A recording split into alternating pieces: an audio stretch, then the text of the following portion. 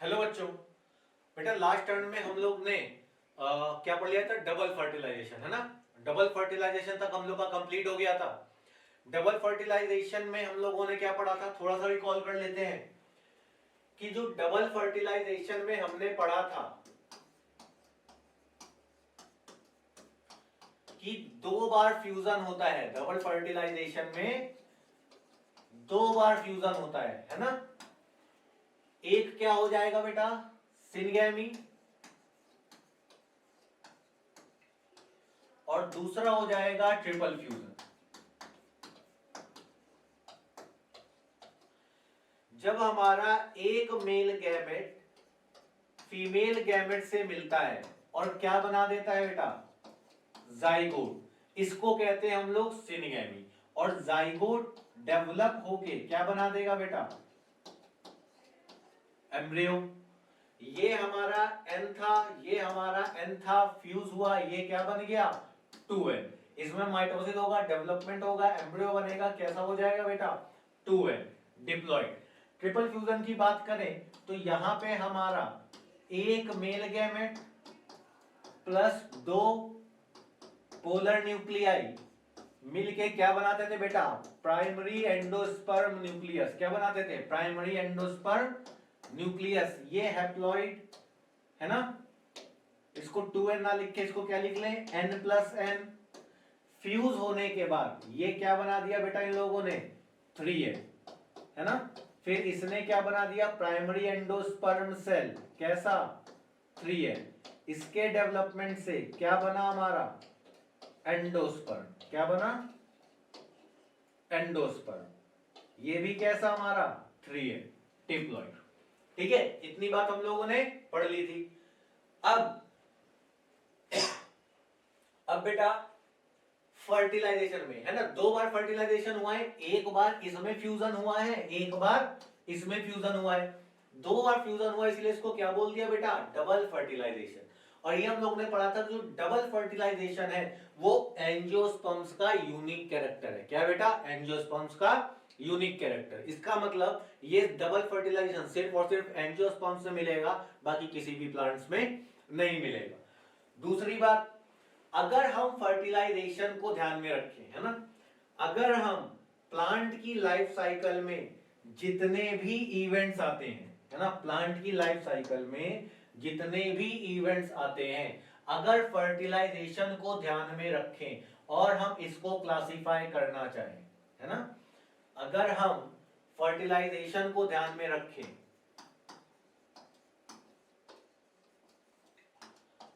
On the basis of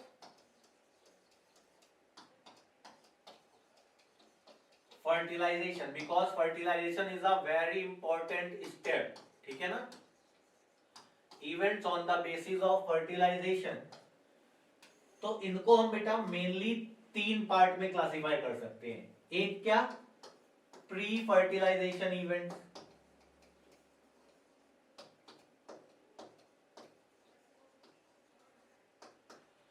pre fertilisation event. दूसरा क्या हो गया बेटा? फर्टिलाइजेशन। दूसरा इवेंट क्या हो गया? फर्टिलाइजेशन। और तीसरा इवेंट हो जाएगा बेटा पोस्ट फर्टिलाइजेशन इवेंट। तीसरा क्या हो जाएगा? Post fertilisation event.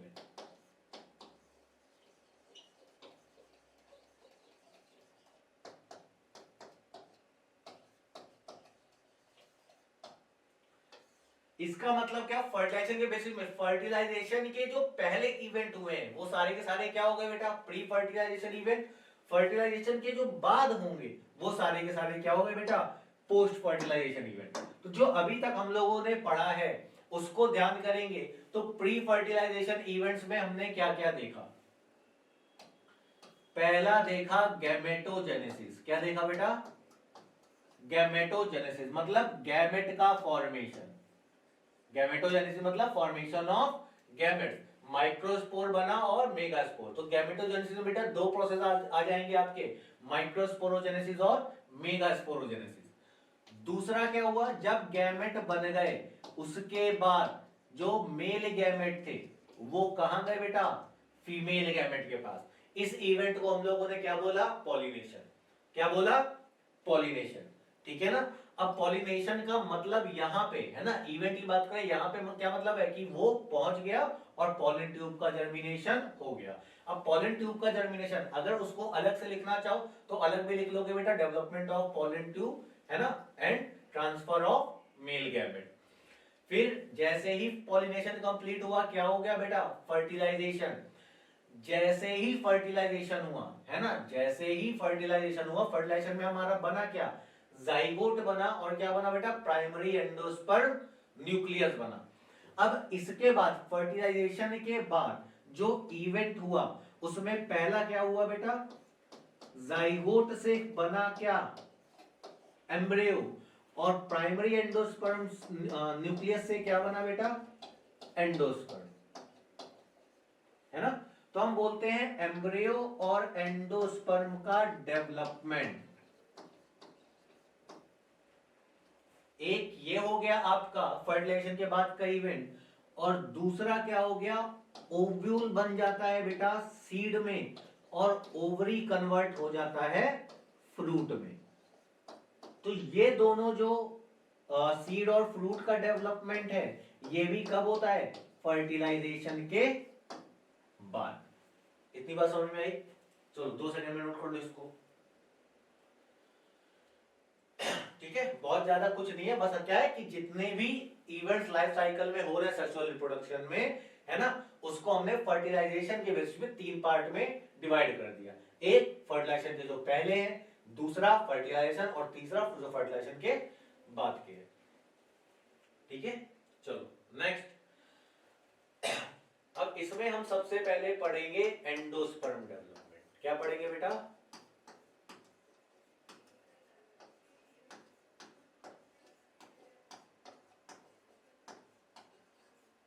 Endosperm development. ठीक है। अब ये बताओ जो एंडोस्पर्म का डेवलपमेंट है ना, जो एंडोस्पर्म का डेवलपमेंट है वो कैसे हुआ? अभी हम लोग पढ़ के आए कैसे हुआ बेटा? प्राइमरी एंडोस्पर्म न्यूक्लियस से।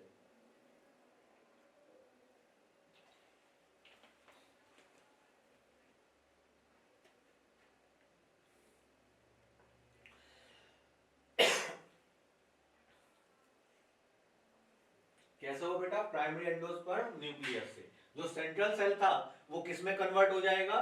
प्राइमरी एंडोस्पर्म सेल में, है ना। और उसके बाद उसमें क्या होगा? माइटोसिस होगा, और क्या बन जाएगा हमारा? एंडोस्पर्म बन जाएगा।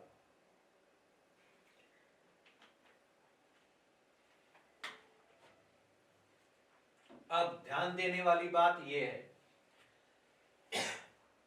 कि जो हमारा एंडोस्पर्म है ना, जो हमारा एंडोस्पर्म है, ये कैसा स्ट्रक्चर है बेटा? ट्रिप्लॉइड स्ट्रक्चर है। कैसा स्ट्रक्चर है? ट्रिप्लॉइड स्ट्रक्चर है। ये बात हम लोग पढ़ चुके हैं कि जो एंडोस्पर्म का फॉर्मेशन है ना। अच्छा, हम लोग ने एंडोस्पर्म यहाँ पे डेवलपमेंट लिखा है, इससे कंफ्यूज मत होना। यहाँ पे लिख लो कि जो एंडोस्पर्म फॉर्मेशन है, एंडोस्पर्म फॉर्मेशन बोल लो या डेवलपमेंट बोल लो। ठीक है, कैसा है? पोस्ट फर्टिलाइजेशन इवेंट है।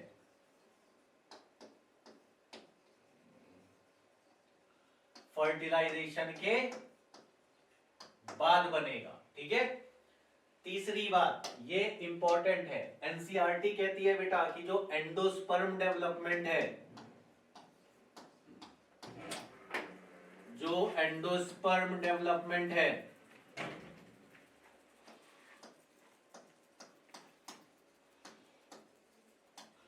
एंजियोस्पर्म्स में, ठीक है, ऑलवेज प्रीसीड्स मतलब पहले, ठीक है, precedes embryo development. Endosperm development precedes embryo development. इसका मतलब क्या होगा? इसका मतलब क्या होगा? प्रीसीड्स का मतलब है, मतलब पहले, है ना। तो इसका मतलब है कि जो एंडोस्पर्म है, जाइगोट से एम्ब्रियो बनेगा और प्राइमरी एंडोस्पर्म न्यूक्लियस से एंडोस्पर्म बनेगा। तो जो एंडोस्पर्म है ये पहले बनेगा एज कंपेयर टू एम्ब्रियो। बात समझ में आ रही है? एम्ब्रियो का जाइगोट से जब एम्ब्रियो बनेगा उससे पहले क्या होगा बेटा, प्राइमरी एंडोस्पर्म न्यूक्लियस से क्या बनेगा बेटा, एंडोस्पर्म बनेगा। बात समझ में आ रही है? ठीक है। अब एंडोस्पर्म का काम क्या होगा कि एंडोस्पर्म प्रोवाइड्स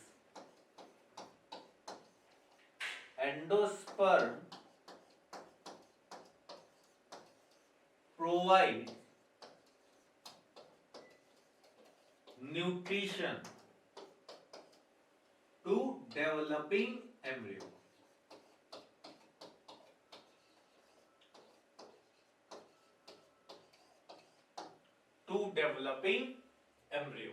ठीक है, इतनी बात याद रखनी है आपको एंडोस्पर्म के बारे में। अब यहां पे बेटा एक बात और याद कर लेते हैं हम लोग, जो हम लोग पहले पढ़ चुके हैं। पहली बात, जो एंडोस्पर्म है ना, जो एंडोस्पर्म है बेटा सिर्फ और सिर्फ दो प्लांट से बनता है, एक किसमें, जिम्नोस्पर्म में, और दूसरा किसमें, एंजियोस्पर्म में। ठीक है, उसके पहले तो एंडोस्पर्म बनेगा ही नहीं, क्योंकि उसके पहले सीड भी नहीं बनता। अब हम लोगों ने याद करो, जब जिम्नोस्पर्म पढ़ा था तो जिम्नोस्पर्म में पढ़ा था कि जिम्नोस्पर्म का जो एंडोस्पर्म होता है ना, कि एंडोस्पर्म ऑफ जिम्नोस्पर्म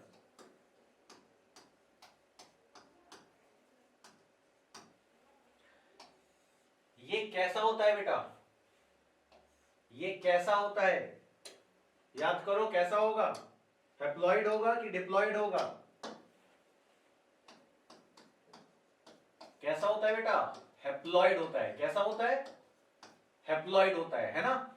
और दूसरा फर्टिलाइजेशन के पहले बनता है,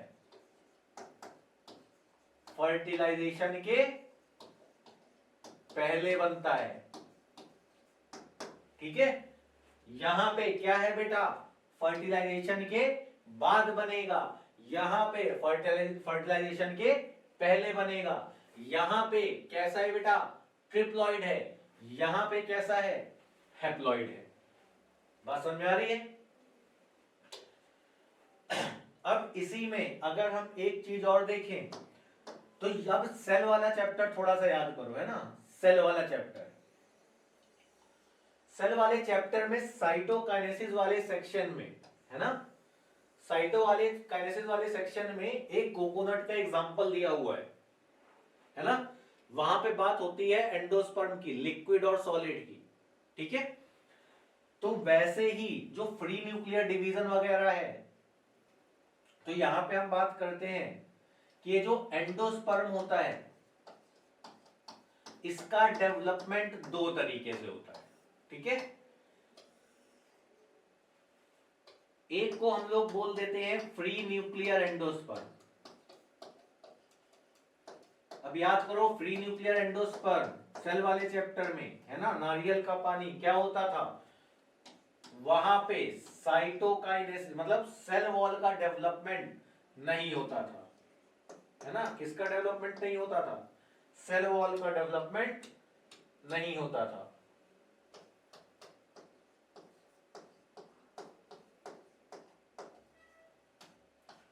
cellular endosperm, free nuclear endosperm.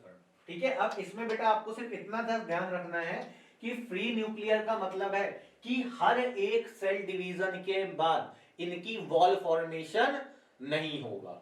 ठीक है, साइटोकाइनेसिस पूरा कंप्लीट नहीं होगा, इसमें सेल वॉल वगैरह है नहीं बनेगी, हर एक सेल बनेगी लेकिन सबसे लास्ट में। ठीक है, पहले न्यूक्लियस इसका कंटिन्यूअसली डिवाइड होता जाएगा। यहां पे क्या है कि एक बार सेल डिवाइड हुआ और तुरंत क्या बन गई बेटा, सेल वॉल बन गई।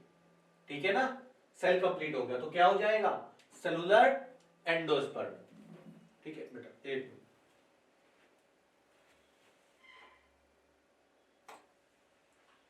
ठीक है बेटा, आई बात समझ में? फ्री न्यूक्लियर सेलुलर में डिफरेंस कि यहां पे हर एक सेल डिवीजन के बाद वॉल फॉर्मेशन नहीं होगा, यहां पे हर एक सेल डिवीजन के बाद वॉल फॉर्मेशन हो जाएगा। ठीक है, तो नोट कर लो एंडोस्पर्म।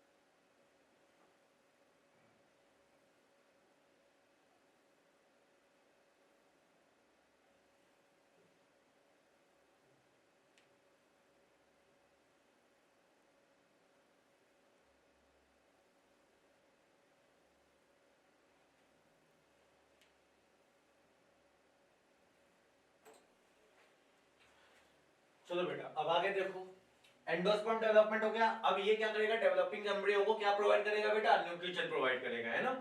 तो अब जब हमारा एंडोस्पर्म डेवलपमेंट हो गया है, अब हमारा क्या होगा, एम्ब्रियो का डेवलपमेंट। क्या होगा, एम्ब्रियो का डेवलपमेंट। और इसी बात को हम लोग बोल देते हैं बेटा एम्ब्रियोजेनी। क्या बोल देते हैं, एम्ब्रियोजेनी। ठीक है,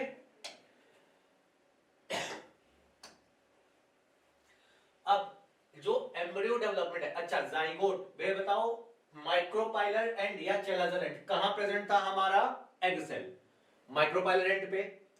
तो जो फर्टिलाइजेशन हुआ था वो कहां पे हुआ था, माइक्रोपाइलर एंड पे। तो जाइगोट कहां बना था, माइक्रोपाइलर एंड पे। तो अब जाइगोट में माइटोसिस होके एम्ब्रियो बनना है, जाइगोट से एम्ब्रियो बनना है, तो ये भी कहां पे होगा बेटा, माइक्रोपाइलर एंड पे। ठीक है ना, ये चीज याद रखनी है। तो जो एम्ब्रियो डेवलपमेंट है, तो embryo development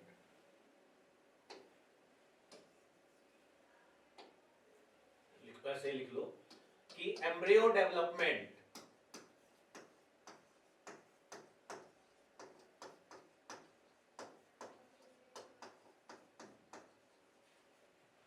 occurs at micropylar end,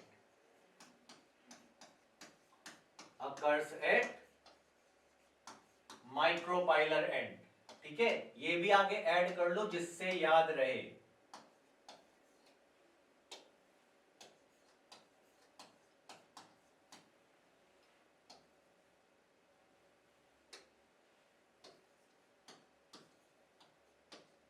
है ना, was situated, situated कुछ भी लिख दो कि जहां पे जाइगोट सिचुएटेड है वहीं पे क्या होगा, एम्ब्रियो डेवलपमेंट स्टार्ट होगा। दूसरी बात बेटा, जो अर्ली स्टेजेस है ना, हम बोल दे अर्ली स्टेजेस या फिर बोल दे initial development,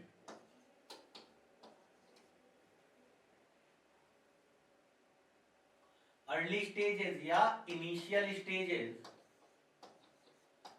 of embryo development,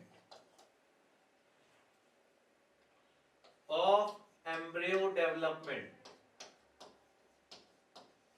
है ना। अब एनसीईआरटी इस टाइप से लिखती है कि are similar in both monocots and dicots.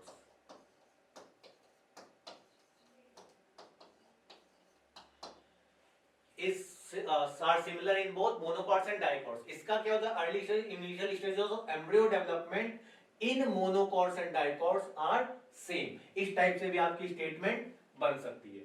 ठीक है, तो बेटा ये दोनों ही है ना, ये दोनों ही स्टेटमेंट क्या है, इंपॉर्टेंट है।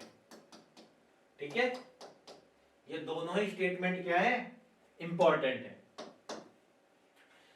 फिर अगर हम डाइकॉट एम्ब्रियो की बात करें, अगर हम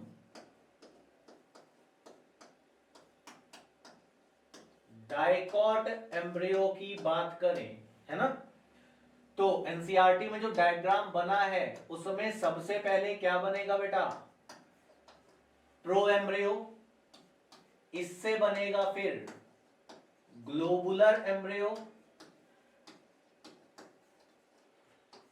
देन हार्ट शेप्ड एम्ब्रियो,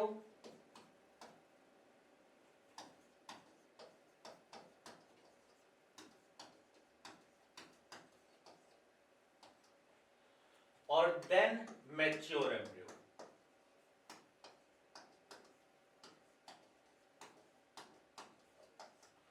ठीक है, अब किसी भी डाइकॉट एम्ब्रियो में दो चीजें होंगी, है ना। डाइकॉट एम्ब्रियो में दो चीजें होंगी।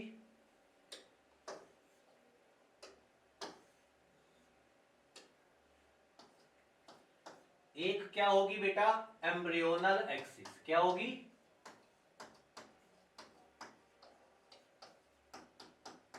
Embryonal axis. और दूसरी क्या होगी बेटा,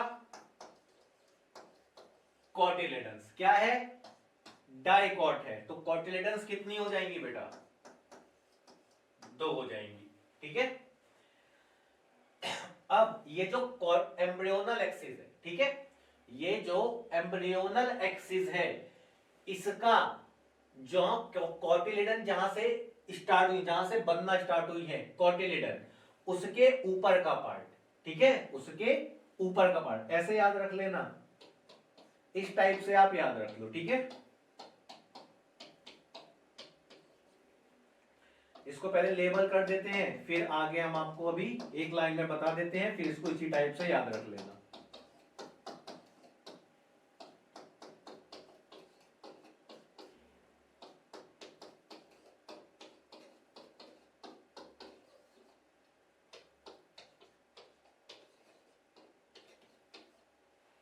अब देखो, आपको ये याद रखना है, ठीक है। अब एम्ब्रियोनल एक्सिस का वो पार्ट जहां से क्या है बेटा, कॉटिलेडन का बनना स्टार्ट हुआ है, जहां से कॉटिलेडन का लेवल जो है वो स्टार्ट हुआ है, उसके ऊपर का पार्ट किसका, एम्ब्रियोनल एक्सिस का, क्या बोल देंगे, एपिकोटाइल। क्या बोल देंगे, एपिकोटाइल। जो कहां पे खत्म हो जाएगा जाके, प्लूम्यूल पे, मतलब टॉप पोर्शन है ना, जो apex portion of embryonal axis, उसको हम क्या बोलते हैं बेटा, प्लूम्यूल। और प्लूम्यूल और वो रीजन जहां पे कॉटिलेडन स्टार्ट हुई है, उसके बीच का पार्ट एम्ब्रियोनल एक्सिस का क्या बोल देंगे हम लोग, एपिकोटाइल। सेम चीज, जहां से कॉटिलेडन स्टार्ट हुई है उसके नीचे का पार्ट एम्ब्रियोनल एक्सिस का क्या हो जाएगा बेटा, हाइपोकोटाइल। और जो किसमें एंड हो जाएगा जाके, रेडिकल में।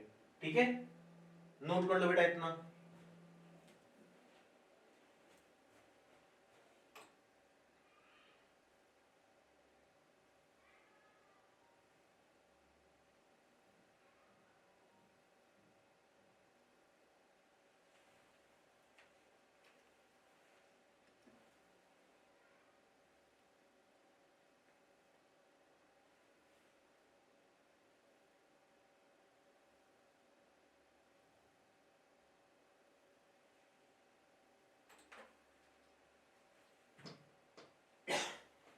ठीक है, हो गया। अब देखो मोनोकॉट एम्ब्रियो। अब अगर बात करें बेटा मोनोकॉट एम्ब्रियो, तो मोनोकॉट एम्ब्रियो में एम्ब्रियोनल एक्सिस तो होगा ही, है ना, एम्ब्रियोनल एक्सिस तो होगा ही, लेकिन फर्क किस में आएगा, नंबर ऑफ कॉटिलेडन में। किस में आएगा, नंबर ऑफ कॉटिलेडन में। और कॉटिलेडन कितनी हो जाएंगी इसमें, 1। कितनी हो जाएंगी, 1।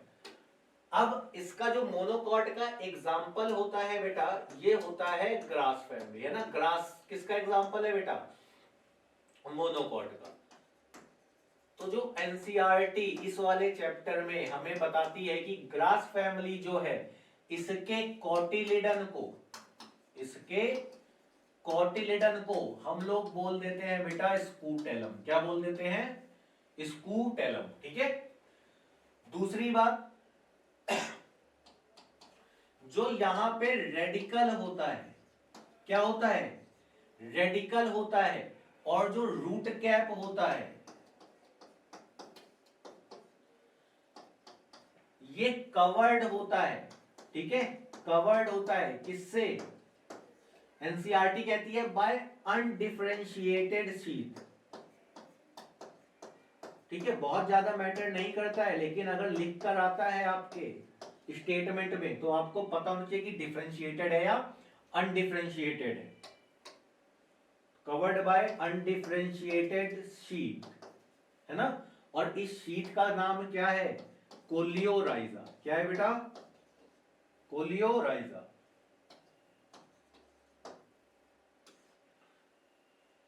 ऐसे ही जो प्लूम्यूल है,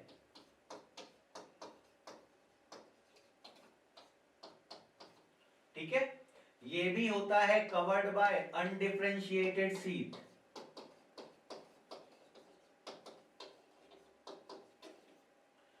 अनडिफरेंशिएटेड शीट।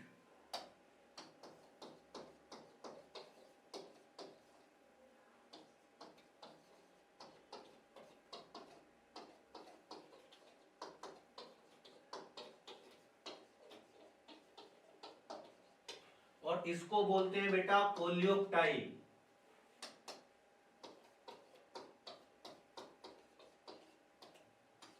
ठीक है, अब याद जिसको हो जाता है अच्छी बात है, जिसको थोड़ा सा हो बस ऐसे याद कर लेना कि R for radical, R for राइजा, है ना, और P फॉर प्लूम्यूल और P फॉर कोलियोक्टाइल।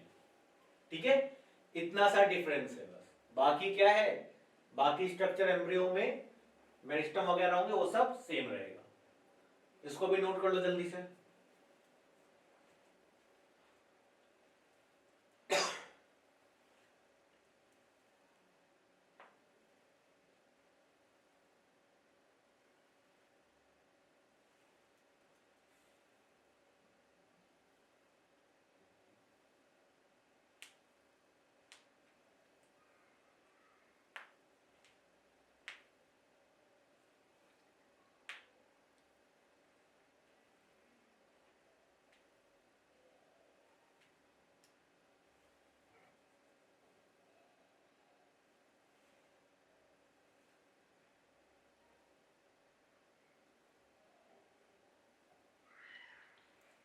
हो गया?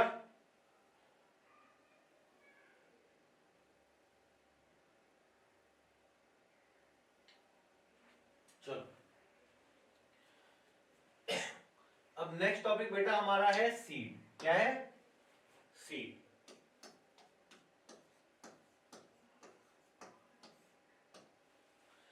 अब सीड में बेटा सबसे पहले आपको याद करना है कि जो सीड है ये है हमारा बेटा फाइनल प्रोडक्ट।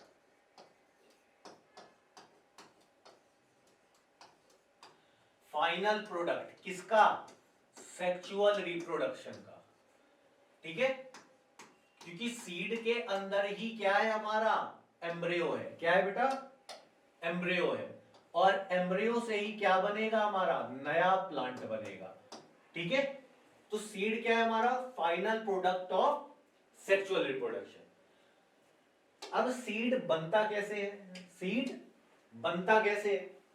तो हम बोलते हैं कि आफ्टर फर्टिलाइजेशन, है ना। कब? पोस्ट फर्टिलाइजेशन इवेंट है, तो फर्टिलाइजेशन के बाद जो ओव्यूल होता है हमारा बेटा, क्या होता है? ओव्यूल, है ना। Ovule is converted into seed. Ovule is converted into seed. ठीक है, ovule is converted into seed. अब जो ओव्यूल का बेटा इंटेग्यूमेंट्स होता है ना, after fertilization ovule is converted into seed and integuments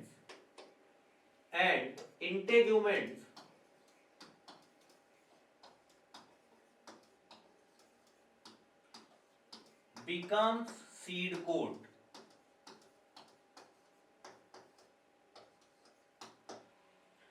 अब हमारे पास बेटा कितने इंटेग्यूमेंट थे? 2 इंटेग्यूमेंट्स थे, है ना।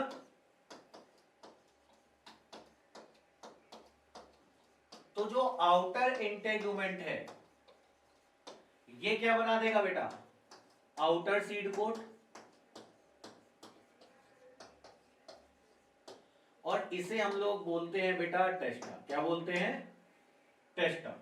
ऐसे ही जो हमारा इनर इंटेग्यूमेंट था,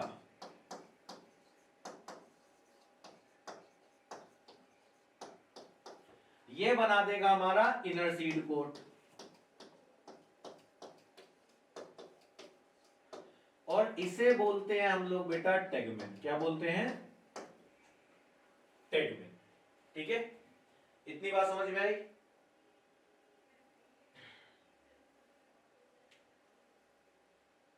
चलो, अब इसके बाद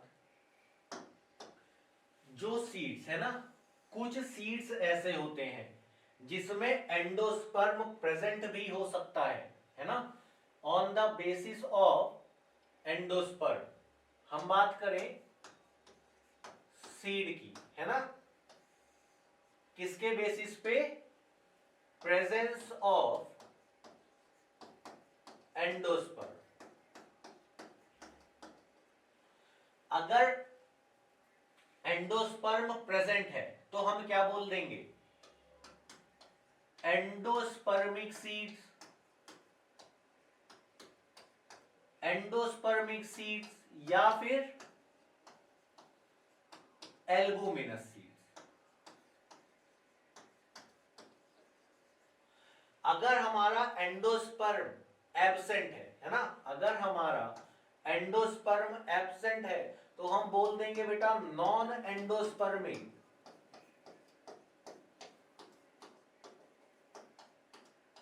या फिर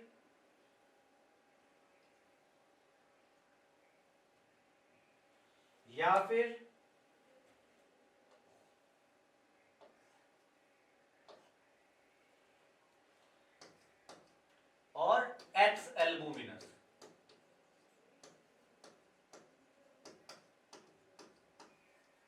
सीड्स। ठीक है, अब इसमें क्या है, यहां पे एंडोस्पर्म बेटा प्रेजेंट होगा, यहां पे हमारा एंडोस्पर्म एब्सेंट होगा। एग्जाम्पल में बेटा जनरली, है ना, जनरली या मोस्टली हमें मोनोकॉट्स में देखने को मिलता है, और ये हमें मोस्टली डाइकॉट्स में देखने को मिलता है। ठीक है, बाकी कैस्टर मेज वगैरह क्या हो जाएगा? एंडोस्पर्मिक हो जाएगा, और बीन वगैरह होता है ना, ग्राम चना वगैरह, ये क्या हो जाएंगे बेटा? Non endospermic. ठीक है, नोट कर लो इसको जल्दी से।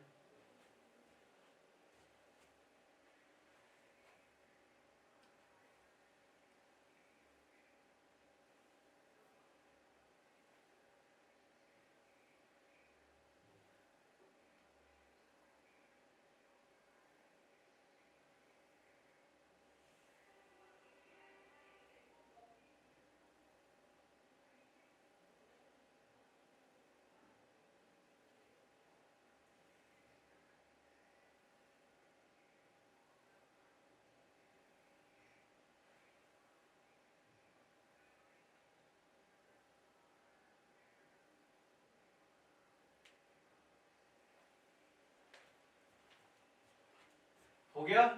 चलो, अब नेक्स्ट देखो बेटा, एक टर्म आता है डोरमेंसी, है ना, एक टर्म आता है डोरमेंसी।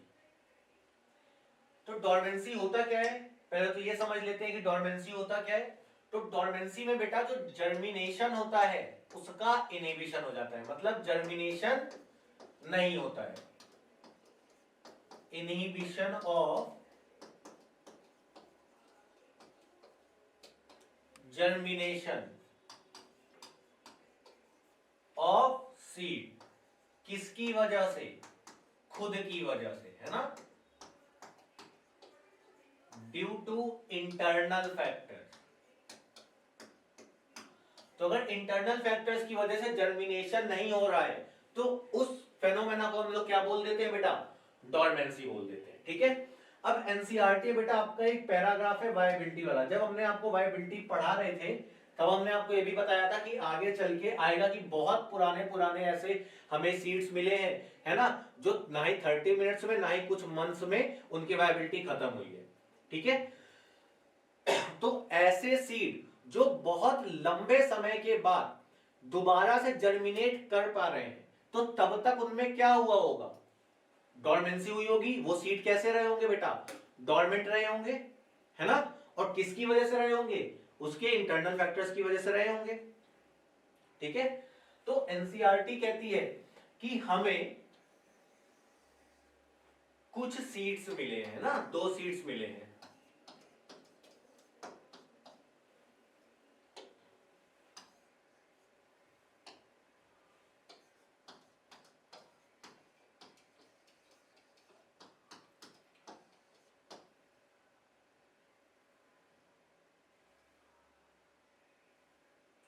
कुछ सीड्स मिले हैं और जो वो कैसे हैं बेटा, वाएबल है। कैसे हैं, वाएबल है।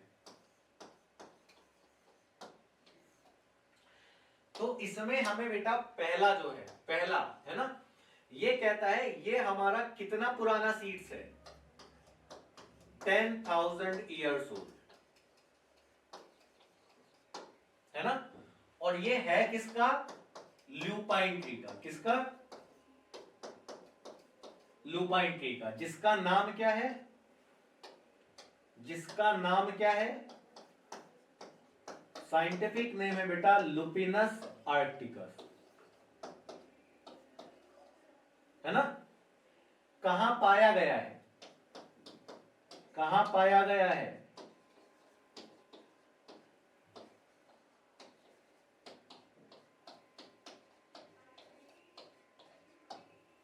Found in Arctic tundra. ठीक है, अब देखो ये किसकी बात हो रही है बेटा, सीड की। वहां पे किसकी बात हुई थी, पोलन ग्रेन की, है ना। तो पोलन ग्रेन की वायबिलिटी सीड की वायबिलिटी से नॉर्मली, है ना, हमेशा कम रहेगी। क्यों, क्योंकि सीड के पास क्या है बेटा, आउटर कवरिंग है कि नहीं, सीड के पास क्या है, आउटर कवरिंग है। पोलन के पास क्या है, उसके पास भी हार्ड आउटर कवरिंग है। कौन सी बेटा, स्पोरोपोलिन की। कौन सी, स्पोरोपोलिन की। और याद करो स्पोरोपोलिन में हम लोग ने क्या पढ़ा था कि कोई भी ऐसा नहीं मिला है क्या हमें, एंजाइम वगैरह या एसिड, सबके लिए वो क्या है, रेजिस्टेंट है, इजीली क्या नहीं होगा, डिग्रेड नहीं होगा। ठीक है, तो इसके पास क्या है बेटा, सीड कोट। इसके पास क्या है, सीड कोट। और सीड कोट होने की वजह से वो क्या रहेगा, प्रोटेक्ट रहेगा, प्लस क्या होगा, डॉर्मेंसी हो जाएगी उसमें, है ना, डॉर्मेंट कंडीशन में चला जाएगा, अपनी जो एक्टिविटी है वो मिनिमम कर लेगा, है ना, जितना पॉसिबल होगा। और उसके बाद जैसे ही फेवरेबल कंडीशंस आई, उस सीड ने क्या कर दिया बेटा, जर्मिनेट कर दिया। तो ऐसी सीड्स को हम लोग क्या बोलेंगे, वायबल सीड। तो जो अभी तक सबसे पुराना है वो क्या है बेटा, 10,000 ईयर्स ओल्ड। किसका बेटा, लुपाइन ट्री का, लुपिनस आर्क्टिकस, जो कहां पे मिले हम लोग को, आर्कटिक टुंड्रा में। जो दूसरा है बेटा, जो रीसेंट है ना, दूसरी बात लिखी गई है, जो रीसेंट है, मोस्ट रीसेंट,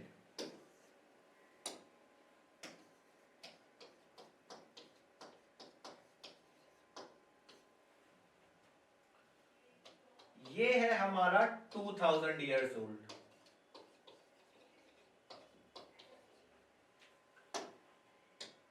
और ये कौन से प्लांट का है, ये है बेटा डेट पाम।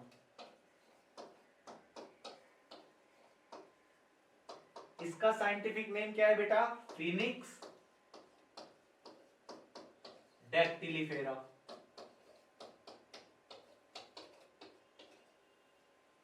ये कहां पाया गया है, ये कहां पाया गया है ना। तो एनसीईआरटी कहती है ये पाया गया है किंग हेरोड्स पैलेस के पास।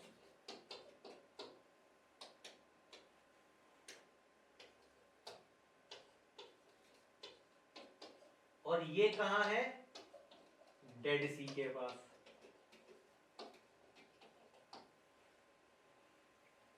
ठीक है, नोट कर लो बेटा, यहां पे हम लोग का सीड वाला पार्ट कंप्लीट। अच्छा, एक चीज और सीड में बचा हुआ है ना, इसको भी देख लो जल्दी से।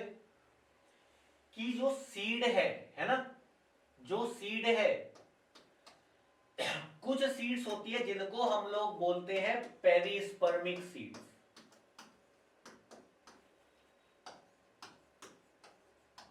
क्या बोलते हैं बेटा? Perispermic seeds. ठीक है, इनमें क्या होता है बेटा? रेसिडुअल। क्या होता है? Residual nucleus.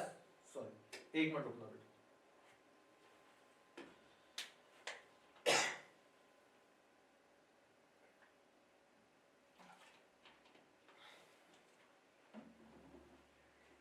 इसमें जो होता है बेटा, रेसिडुअल न्यूक्लियस पाया जाता है ना। रेसिडुअल क्या पाया जाता है? न्यूक्लियस पाया जाता है। इसको हम लोग क्या बोल देते हैं बेटा? Perispermic seed. ठीक है,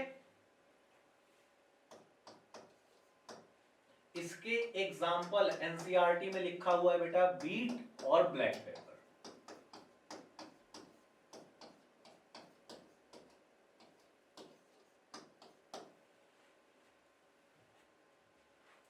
नोट कर लो अब इसको जल्दी से।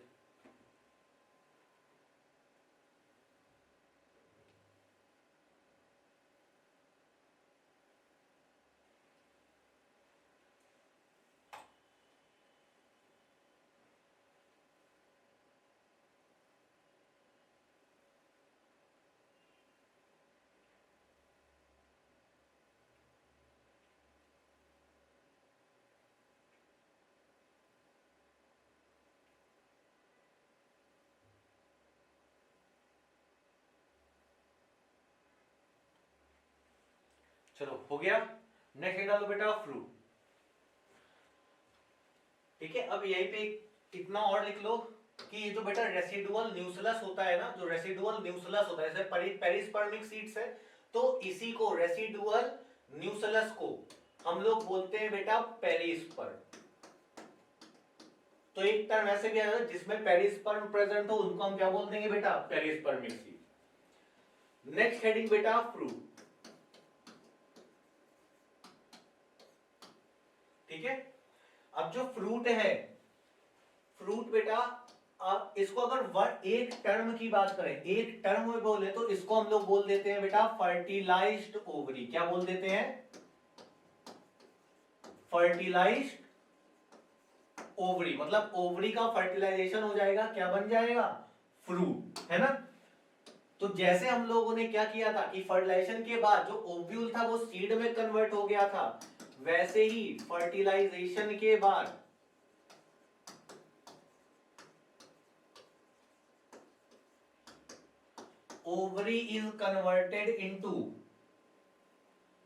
ovary is converted into fruit। ठीक है, ovary is converted into fruit। अब ये जो फ्रूट होता है बेटा, इसको हम तीन टाइप से क्लासिफाई कर सकते हैं। ठीक है, एक हो जाते हैं ट्रू फ्रूट्स। क्या हो जाते हैं? True fruits. अभी हम लोग ने देखा कि जो फ्रूट है वो फर्टिलाइजेशन के बाद किससे बनने चाहिए बेटा? ओवरी से, है ना। तो हम बोलते हैं कि ऐसे फ्रूट जो किससे बने? ओवरी से। ऐसे फ्रूट्स को हम लोगों ने क्या बोल दिया बेटा? True fruits. ठीक है, दूसरा क्या हो गया? False fruit. दूसरा क्या हो गया? False fruits. ऐसे फ्रूट्स जो डेवलप हो ओवरी को छोड़ के किसी और से, है ना। जैसे एक एग्जांपल होता है बेटा, एनसीईआरटी में लिखा है कि thalamus contributes to fruit formation, है ना। और इसका एग्जांपल क्या है? Apple, strawberry.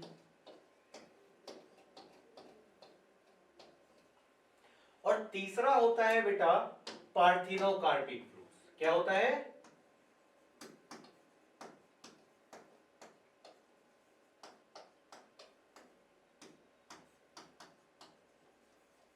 पार्थिनोकार्पिक फ्रूट्स, ठीक है।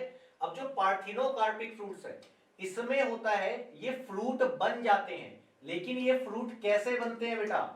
Without fertilization. कैसे बनते हैं?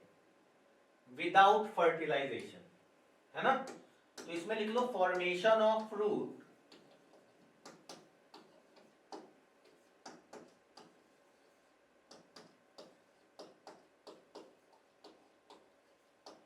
Without fertilisation.